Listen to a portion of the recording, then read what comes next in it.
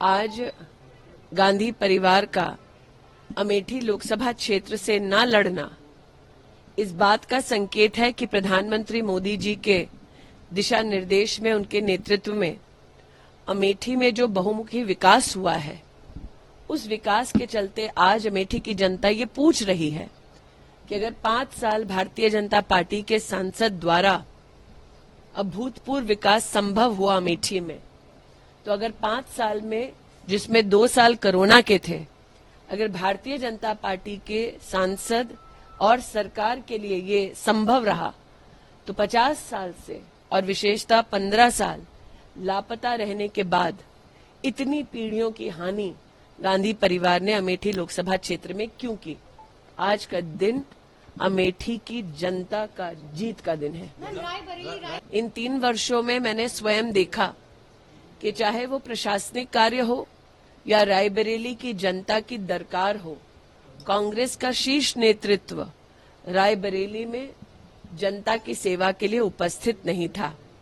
मैं भारतीय जनता पार्टी के रायबरेली के प्रत्याशी को अपनी ओर से शुभकामनाएं प्रेषित करती हूं। आज उन्होंने नामांकन भरा है और जनता भी ये जानती है रायबरेली की कि जिन्हें अमेठी ने अस्वीकार कर दिया, जो अमेठी छोड़कर वायनाड चले गए, वो रायबरेली के पूर्णता कभी नहीं हो पाएंगे। प्रश्न ये उठता है कि उन्होंने वायनाड में कहा कि वायनाड ही उनका परिवार है, तो आज रायबरेली में क्या कहेंगे? वो लड़ना नहीं चाहते थे, थोपा गया होगा। पहले अमेठी के हार के बाद वायनाड चले गए क्योंकि वहां मुस्लिम और क्रिश्चियन अधिक थे। लग रहा है वहां से भी हारने की उम्मीद है।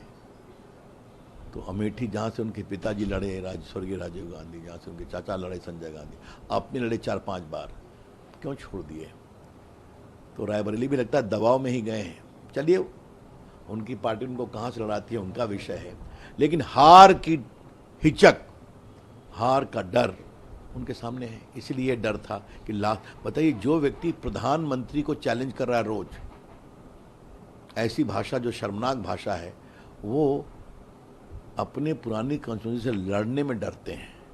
ये देश क्या चलाएंगे?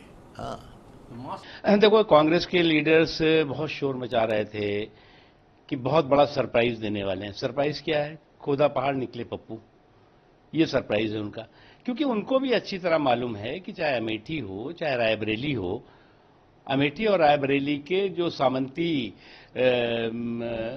शोषण है, सामंती एक्सप्लाइटेशन है, उस सामंती एक्सप्लाइटेशन का समावेशी सशक्तिकरण ने पूरी तरह से ध्वस्त किया है उसको। और आज जो है वो वहां का जो सामंती एक्सप्लाइटेशन का रिवाज था, वो समावेशी सशक्तिकरण के मिजाज भी बदल गया है। क्योंकि ये परिवार जो है, जिसने कि जो है वो इन दशकों तक इस क्षेत्र का थोक में तो वोट लिया, लेकिन फुटकर में भी विकास नहीं किया। अमेठी हो, रायबरेली हो, इसके मतदाताओं को चिंगम की तरह चबाया और चलता बनाया। ये इन्होंने लगातार इनका व्यवहार रहा है। और आज जो है वो जिस तरह से पूरे देश में माहौल है, वो माहौल बहुत साफ है, बहुत स्पष्ट रूप से है। अगर आप देखें तो केवल अगर अमेठी और रायबरेली की बात करें आप, तो कम से कम दशकों जो है केंद्र में सरकार रही कांग्रेस की, प्रदेश में सरकार रही कांग्रेस की, लेकिन आप जाके वहां के हालात देख लीजिए। इन 10 सालों में जो विकास हुआ या उससे पहले थोड़ा अटल जी के समय में हुआ, उसके पहले तो कुछ जीरो, शून्य बटे सन्नाटा जैसी स्थिति थी। तो आज जो है वो बहुत शोर मच रहा है कि साहब ये होगा, बड़ा भारी सरप्राइज होने वाला है। ऐसी एक हमारे मित्र हैं फिल्मी, जो कांग्रेस के लीडर हैं, वो कह रहे थे कि साहब जो बहुत सरप्राइज और बहुत सस्पेंस जिस फिल्म में होता है वो बड़ी हिट होती है। तो ऐसी हिट हुई कि फटा पोस्टर निकला पप्पू, पहले ही जो है वो पिट गई फिल्म। तो इस तरह से परिवार के घोंसले और पप्पू के चोचले में सिमटी सुकड़ी पार्टी जो है वो इससे ज्यादा कर क्या सकती थी? आप रायबरेली चूज किया, अमेठी छोड़ा। देखो, मुझे क्या लगता है, ये तो मालिक हैं अपनी पार्टी के। तीसरी भी सीट हो सकती है। कांग्रेस अंतिम सांस ले रही है राहुल भाग भागम भाग लगी हुई है। राहुल चुनाव लड़ना नहीं चाहते, कांग्रेस अपनी इमेज बचाने के लिए उनको जबरदस्ती बलि का बकरा बना रही है। और रायबरेली जहां उनकी मां छोड़ के चली गई, वहां पर उनको लड़ाने का कहा है। अमेठी वो छोड़ के गए थे, वायनाड गए, वायनाड में भी हार रहे हैं, वहां से भाग के रायबरेली आए हैं। साफ साफ दिखाई देता है कि ये परिवार अब आने वाले समय के अंदर इनकी राजनीति खत्म होने वाली है। बहन की तो हिम्मत ही नहीं पड़ रही लड़ने के लिए। ऐसी स्थिति में मुझे लगता है कि कांग्रेस खत्म होने की और विलुप्त होने के लिए जा रही है, जो महात्मा गांधी का सपना था। राहुल गांधी जी को अमेठी लड़ना चाहिए था और अमेठी से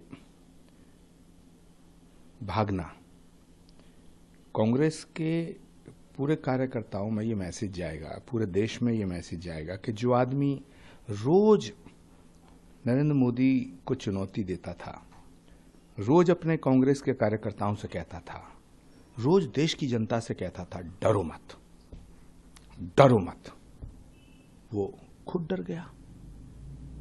मुझे लगता है कांग्रेस का दुर्भाग्य है जो अपनी क्रेडिबिलिटी और एक्सेप्टेबिलिटी को ध्यान में रखते हुए फैसला लेता।